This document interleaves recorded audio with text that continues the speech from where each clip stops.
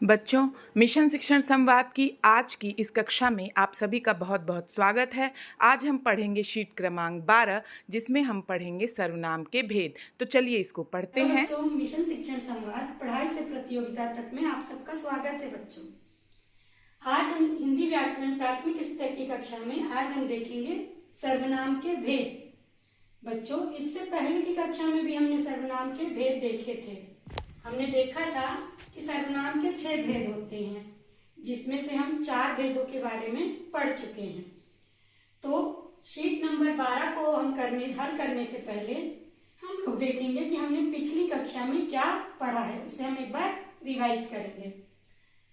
तो सबसे पहले हम जानते हैं बच्चों कि हमने पढ़ा था सर्वनाम कहते किसे हैं। तो परिभाषा क्या थी कि संज्ञा के स्थान पर जो भी शब्द यूज आएंगे, जो भी शब्दों का प्रयोग हम संज्ञा के स्थान पे करेंगे, उनको हम सर्वनाम कहेंगे। जैसे मैं, तुम, हम, तुम्हारा, वह, ये सारे शब्दों का इस्तेमाल हम संज्ञा के स्थान पर करते हैं। जैसे राम जा रहा है तो कहेंगे वह जा रहा है। तो इस तरह से जब हम नाम हटाकर कोई शब्द और अन्य लगा देते हैं तो उसे हम सर्वनाम कहते हैं। हमने देखा था कि सर्वनाम के 6 भेद होते हैं। पहला पुरुषवाचक सर्वनाम, दूसरा निश्चयवाचक सर्वनाम, तीसरा अनिश्चयवाचक सर्वनाम, चौथा संबंधवाचक सर्वनाम, पांचवा प्रश्नवाचक सर्वनाम और छठा था निजवाचक सर्वनाम। बच्चों, हमने इन 6 सर्वनाम में से के भेद में से 4 सर्वनाम को पढ़ चुके थे और समझ चुके थे। तो हमने सबसे पहले देखा था कि पुरुषवाचक सर्वनाम किसे कहते हैं। पुरुषवाचक सर्वनाम वे सर्वनाम होते हैं जो किसी व्यक्ति का बोध कराते हैं। जैसे तुम, हम, मेरा, तुम्हारा, इस तरह से। इसमें भी 3 प्रकार होते हैं, उत्तम पुरुष, मध्यम पुरुष, अन्य पुरुष। अर्थात जब 2 व्यक्ति आपस में बात करते हैं तो जो बोल रहा है, जो वक्ता है, वो होता है उत्तम पुरुष। जैसे मैं बात कर रही हूं तुमसे तो मैं हुई उत्तम पुरुष, और क्योंकि तुमसे बात कर रही हूं तो तुम हुए मध्यम पुरुष। और अगर हम दोनों मिलकर किसी अन्य तीसरे के बारे में बात करते हैं तो वो होगा अन्य पुरुष। उत्तम पुरुष में हम यूज करते हैं हम, मेरा, मैं। मध्यम पुरुष में यूज करते हैं तुम, तुम्हारा, तू, इस तरह के शब्दों को। और अन्य पुरुष में हम यूज करते हैं वे, वह, उनका, इस तरह से। तो बच्चों, हमने देखा पुरुषवाचक सर्वनाम। अब हम देखेंगे निश्चयवाचक सर्वनाम। तो निश्चयवाचक सर्वनाम, जैसा कि इसके नाम से ही स्पष्ट है बच्चों, कि जब हम किसी वस्तु के लिए श्योर होते हैं, निश्चित होता है कि हम इसी वस्तु की बात कर रहे हैं, तब हम जो भी शब्द यूज करते हैं उन्हें कहते हैं निश्चयवाचक सर्वनाम। ये 2 टाइप के होते हैं, एक निकट के लिए और एक दूर के लिए। जब हम कोई पास की वस्तु के लिए कोई शब्द यूज कर रहे हैं तो वो होगा निकट निश्चयवाचक सर्वनाम, जैसे यह, ये। और जब हम किसी दूर की वस्तु के लिए यूज कर रहे हैं तो वो शब्द होंगे वह, वे। उदाहरण के लिए अगर मैं कहती हूँ यह पेन मेरा है तो ये मेरे पास है, और क्योंकि इससे पता चल रहा है कि मैं पेन के बारे में बात कर रही हूँ और वो मेरा है, मतलब निश्चित है कि किसका है, तो ये एक निश्चयवाचक सर्वनाम है। और दूर के लिए जैसे मैंने कहा कि वह पेड़ है, तो पता है कि मैं पेड़ के लिए कह रही हूँ। और मैं ये भी कह सकती हूँ कि वह नीम का पेड़ है, तो मुझे पता है कि मैं किस पेड़ की बात कर रही हूँ और वो किस चीज का है।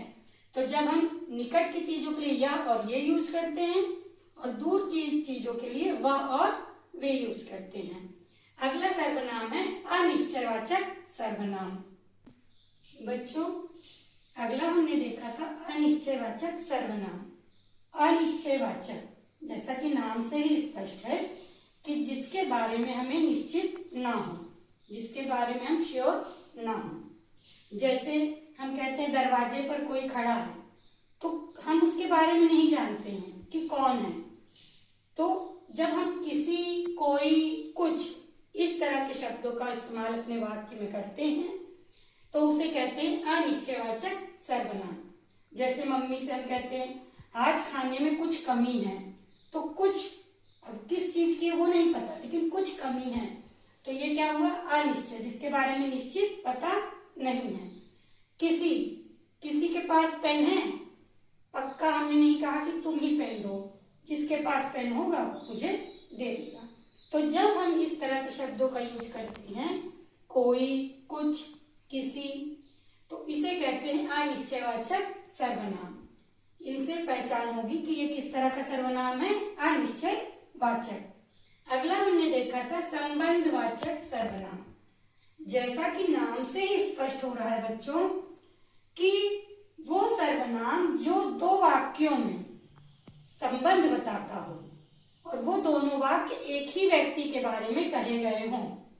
जैसे मैंने कहा, जो जैसा करेगा वैसा भरेगा, तो जैसा वैसा मतलब जो व्यक्ति जैसा काम करेगा उसको वैसा ही फल मिलेगा। इसी एक ही व्यक्ति के बारे में मैंने बात की है। जो बोएगा वही पाएगा। जब हम इस तरह के शब्दों को यूज करते हैं दो वाक्यों को जोड़ने में और एक ही लोगों के बारे में बात करते हैं, तो वहां पर होता है संबंधवाचक सर्वनाम। तो हमें जहां पर भी दिखे कि दो वाक्यों के बीच में संबंध दिखा रहा है, वहां कौन सा सर्वनाम होगा? संबंधवाचक सर्वनाम। अब इसके बाद दो सर्वनाम और थे बच्चों, प्रश्नवाचक सर्वनाम और निजवाचक सर्वनाम, जिसको हम आज के क्लास में देखेंगे। इससे पहले हम इसके प्रश्न उत्तर को हल कर लेते हैं जो पिछली शीट में हमने दिए थे। तो बच्चों, हमने पिछली शीट में आपको 5 प्रश्न दिए थे सर्वनाम के भेद के बारे में। अब देखते हैं एक एक प्रश्न का उत्तर। पहला प्रश्न था निश्चयवाचक सर्वनाम किसे कहते हैं? बच्चों,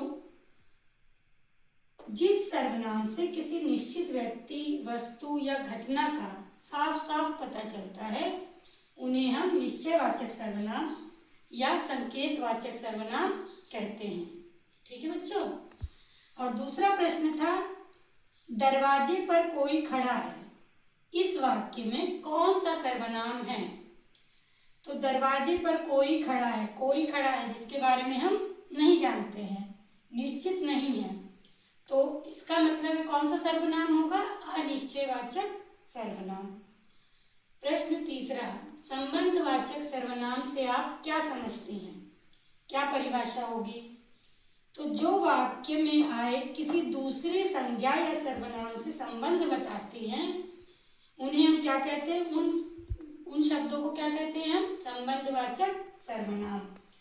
संबंधवाचक सर्वनाम के उदाहरण जैसे जो सोएगा वो खोएगा, जैसी करनी वैसी भरनी, जो मेहनत करेगा वह पास होगा। ठीक है बच्चों। और आखिरी प्रश्न था यह मेरी पुस्तक है, इस वाक्य में कौन सा सर्वनाम है या किस सर्वनाम का उदाहरण है? तो यह मेरी पुस्तक है, मैं अपने बारे में श्योर हूं कि ये मेरी है, तो यहाँ पे कौन सा सर्वनाम होगा? निश्चयवाचक सर्वनाम। ठीक है बच्चों। तो इन 5 प्रश्नों का उत्तर हमने देख लिया। अब हम देखते हैं बाकी बचे हुए 2 सर्वनाम के भेद। एक बचा है प्रश्नवाचक सर्वनाम और दूसरा बचा है निजवाचक सर्वनाम। तो बच्चों, अब देखते हैं आज की शीट नंबर 12 में हम पढ़ेंगे 2 और सर्वनामों के बारे में। पहला है प्रश्नवाचक सर्वनाम और एक है निजवाचक सर्वनाम। तो सबसे पहले हम जानते हैं प्रश्नवाचक सर्वनाम किसे कहते हैं। जिन सर्वनाम शब्दों का प्रयोग किसी व्यक्ति, वस्तु, स्थान या बात के बारे में प्रश्न पूछने के लिए किया जाता है। तो बच्चों, सबसे इम्पोर्टेंट है इसमें कि प्रश्न पूछना। जब हम किसी से कोई प्रश्न पूछते हैं तो वहां पे जिस सर्वनाम शब्द का प्रयोग करेंगे वो कहलाएगा प्रश्नवाचक सर्वनाम। जैसे उदाहरण के लिए कौन, क्या, किस, किसका, किसे, किससे, कौन सा, कहाँ, कौन सी, कौन से इत्यादि शब्द। अब इनका हम एक एक वाक्य में उदाहरण के साथ देखते हैं कि कैसे प्रयोग किया जाता है। जैसे पहला वाक्य मैंने बोला, क्या तुम्हें यह पुस्तक पसंद है? तो इसमें मैंने क्या किया, तुमसे प्रश्न किया है कि क्या ये जो पुस्तक है, ये किताब है, ये तुम्हें पसंद है? अगला वाक्य है, किसने यह चित्र बनाया? मैं प्रश्न पूछ रही हूं कि किसने यह चित्र बनाया? किसे पुरस्कार मिला है? इसमें कौन सा वाक्य प्रयोग हुआ सर्वनाम का? किसे। तुम्हारा जन्मदिन कब आता है? तो इसमें प्रश्नवाचक सर्वनाम है कब। इसका मतलब है कि हम जब कभी कोई प्रश्न पूछते हैं और उसका उत्तर दें और वो उत्तर अगर संज्ञा शब्द आता है तो हम उसे प्रश्नवाचक सर्वनाम कहते हैं। तो ध्यान देना है बच्चों कि इन वाक्यों में प्रश्न पूछने के लिए प्रयुक्त शब्द संज्ञा के स्थान पर आए हैं। ठीक, जैसे अगर तुम यहाँ ध्यान दोगे तो मैंने क्या पूछा कि क्या तुम्हें यह पुस्तक पसंद है? तो क्या शब्द जो है उसकी जगह पे अगर मैं इसका उत्तर देती हूँ तो क्या आएगा कि हाँ, मुझे ये पुस्तक, यह किताब पसंद है। तो जब हम किसी को प्रश्न पूछें और उसका कोई उत्तर निकले जो संज्ञा में हो, तब हम इसके लिए क्या होता है, प्रश्नवाचक सर्वनाम, जिसमें जो भी शब्द प्रश्न पूछने के लिए प्रयोग किए जाते हैं उनका उपयोग होता है। जैसे यह पुरस्कार किसे मिला है? किसे, ये कौन सा शब्द है? प्रश्नवाचक। कौन सा फल तुम्हें पसंद है? इसमें कौन सा शब्द है प्रश्नवाचक सर्वनाम? कौन सा। अब बच्चों, प्रश्नवाचक सर्वनाम और अनिश्चयवाचक सर्वनाम में कंफ्यूज मत होना, क्योंकि जब हम अनिश्चयवाचक सर्वनाम का प्रयोग करते हैं तो उसमें हम कुछ, कोई ऐसे शब्दों का प्रयोग करते हैं, लेकिन जब हम प्रश्नवाचक सर्वनाम का प्रयोग करते हैं तो हम क्या, किसे, किससे, कहाँ, कब, कौन, इस तरह के शब्दों का प्रयोग करते हैं। कौन सा, कौन नहीं, कौन सा, कौन सी, कौन से, इस तरह के शब्दों का प्रयोग करते हैं। ठीक है बच्चों, अब हम देखते हैं अगला सर्वनाम, निजवाचक सर्वनाम। आखिरी, अंतिम और छठा सर्वनाम का भेद है निजवाचक सर्वनाम। अब जानते हैं निजवाचक सर्वनाम कहते किसे हैं। जो सर्वनाम कर्ता द्वारा स्वयं अपने लिए प्रयुक्त होता है, कर्ता मतलब जो काम करने वाला व्यक्ति है, उसके लिए वो अपने लिए खुद प्रयुक्त करे तो उसे हम क्या कहते हैं, निजवाचक सर्वनाम। निज का अर्थ होता है अपने स्वयं के लिए। यह सर्वनाम अपनेपन का, अपने स्वयं होने का बोध कराता है। उदाहरण के लिए इसमें कौन कौन से शब्द आएंगे? स्वयं, खुद, अपने आप, अपना, अपनी, अपने आदि। जब किसी वाक्य में इस तरह के शब्द दिखाई दें तो वहां पर कौन सा सर्वनाम होगा? निजवाचक सर्वनाम। उदाहरण के लिए हम देखते हैं कि रीमा स्वयं पढ़ाई करती है। इसमें कौन सा शब्द आ रहा है? स्वयं। स्वयं जो मैं खुद अपने लिए प्रयोग करूंगी, तो रीमा ये अपने स्वयं के लिए प्रयोग कर रही है, इसलिए इसमें कौन सा सर्वनाम है? निजवाचक सर्वनाम। मैं खुद बाजार गया। खुद। उसने अपनी किताब मित्र को दे दी। अपनी। बच्चे अपने खिलौने से खेल रहे हैं। कौन सा शब्द है इसमें निजवाचक सर्वनाम? अपने। मैं अपना काम स्वयं करता हूं। कौन सा है? स्वयं। तो इस तरह के जब शब्द आते हैं किसी वाक्य में तो उन्हें हम कहते हैं निजवाचक सर्वनाम। निजवाचक सर्वनाम का संबंध हमेशा वाक्य के कर्ता से होता है, अर्थात जो कर्ता होता है, कर्ता के बारे में जानते हैं बच्चे, जो काम करने वाला है, उससे उसका संबंध होता है और यह उसी की ओर संकेत करता है। जो करता है उसी की ओर बताता है कि ये उसके बारे में ही बात हो रही है।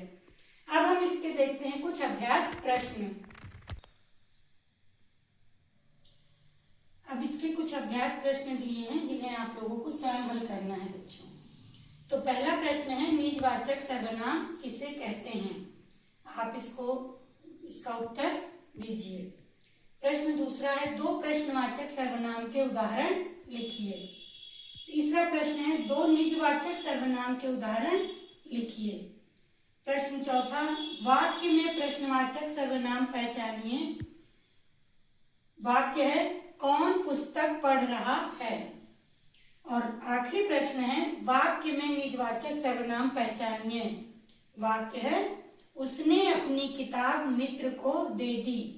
तो बच्चों, इन प्रश्नों को आपको स्वयं हल करना है।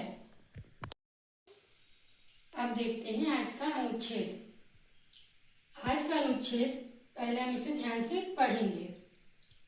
संचारी रोग ऐसे रोग होते हैं जो एक व्यक्ति से दूसरे व्यक्ति में दूषित पानी, भोजन, हवा तथा मच्छरों और मक्खियों जैसे कीटों के माध्यम से फैलते हैं। डेंगू, मलेरिया, हैजा, टाइफाइड और खसरा इसके प्रमुख उदाहरण हैं। इन रोगों से बचने के लिए हमें हमेशा साफ सफाई रखनी चाहिए, शुद्ध पानी पीना चाहिए, भोजन को ढककर रखना चाहिए, समय समय पर हाथों को धोना चाहिए तथा घर और आसपास पानी जमा नहीं होने देना चाहिए। बाजार की खुली वस्तुओं को नहीं खाना चाहिए। बारिश के समय पर हमें बाजार की जो भी खुली वस्तुएं हैं उन्हें नहीं खाना चाहिए। समय पर टीकाकरण करवाकर और स्वच्छता अपनाकर हम स्वयं तथा दूसरों को संचारी रोगों से सुरक्षित रख सकते हैं। तो बच्चों, हमने इस अनुच्छेद को पूरा पढ़ लिया ध्यान से। अब आप लोग स्वयं से एक बार पढ़िए और इसके बाद हम इसके प्रश्न उत्तर देखते हैं। तो बच्चों, अब देखते हैं इस अनुच्छेद के प्रश्न उत्तर। पहला प्रश्न है, संचारी रोग किसके माध्यम से फैलते हैं। तो हमने बच्चों पढ़ा था। पहले इसके ऑप्शन देखते हैं चारों, फिर इसमें से जो सही ऑप्शन होगा उसको हम टिक करेंगे। पहला ऑप्शन है दूषित पानी, भोजन, हवा तथा कीटों से। दूसरा ऑप्शन है केवल धूप से। सी ऑप्शन है केवल खेलकूद से। और डी ऑप्शन है केवल व्यायाम से। तो हमने बच्चों अनुच्छेद में पढ़ा था कि जो संचारी रोग होते हैं वो दूषित पानी, भोजन, हवा तथा कीटों के माध्यम से फैलते हैं। तो इसका ए ऑप्शन करेक्ट होगा। दूसरा प्रश्न था, निम्नलिखित में से कौन सा संचारी रोग है। ए सिर दर्द, बी मलेरिया, सी हड्डी टूटना, डी थकान। तो बच्चों, जैसा कि हमने पढ़ा था कि संचारी रोग वो रोग होते हैं जो एक व्यक्ति से दूसरे व्यक्ति में फैलते हैं। तो सिर दर्द तो एक व्यक्ति से दूसरे व्यक्ति को नहीं होगा, हड्डी भी एक की टूटी है तो दूसरे की देख के नहीं टूट जाएगी, और थकान भी ऐसा नहीं होता कि एक को हो रही है तो दूसरे को। तो इसका बी ऑप्शन करेक्ट है, मलेरिया। तीसरा प्रश्न है, संचारी रोगों से बचने के लिए क्या करना चाहिए। तो हमें संचारी रोगों से बचने के लिए क्या करना चाहिए। पहला ऑप्शन है गंदगी फैलानी चाहिए, बी ऑप्शन है गंदा पानी पीना चाहिए, सी ऑप्शन साफ सफाई रखनी चाहिए, डी ऑप्शन हाथ नहीं धोना चाहिए। तो इसका सी ऑप्शन करेक्ट है, साफ सफाई रखनी चाहिए। चौथा प्रश्न है, मच्छरों को पनपने से रोकने के लिए क्या करना चाहिए। ए घर के आसपास पानी जमा करना चाहिए, बी कूड़ा फैलाना चाहिए, सी संचारी रोगों से बचाव का सी गंदा पानी पीना चाहिए, या डी घर के आसपास पानी जमा होने नहीं देना चाहिए। तो बच्चों, घर के आसपास अगर पानी जमा होगा तो संचारी रोग फैलेंगे, अगर कूड़ा करकट भी फैला रहेगा तब भी फैलेगा संचारी रोग, अगर हम गंदा पानी पीते हैं तब भी हमें संचारी रोग होंगे। तो इसका डी ऑप्शन करेक्ट है, घर के आसपास पानी जमा नहीं होने देना है। पांचवा प्रश्न है, संचारी रोगों से बचाव का एक महत्वपूर्ण उपाय क्या है। ए समय पर टीकाकरण करवाना, बी भोजन को खुला रखना, सी गंदगी फैलाना, या डी हाथ ना धोना। तो बच्चों, इसका सही ऑप्शन है समय समय पर टीकाकरण करवाना। तो ये हमने 5 प्रश्नों के उत्तर देख लिए। बच्चों आज हमने सारे सर्वनाम के भेद कंप्लीट कर लिए हैं। अब आप लोग इसे एक बार देखिए, 2 बार देखिए, जब तक आपको ये बहुत अच्छे से ना आ जाए इसे बार बार रिवाइज करिए और उसके बाद आप खुद तो देखिए ही, साथ साथ अपने दोस्तों को भी दिखाइए और उन्हें भी शेयर कीजिए इस वीडियो को। बच्चों आज का हमने क्लास कंप्लीट कर लिया है। अब आप लोग इसे देखते रहिए और इससे अपने ज्ञान को बढ़ाते रहिए। थैंक यू बच्चों। जय हिंद, जय भारत।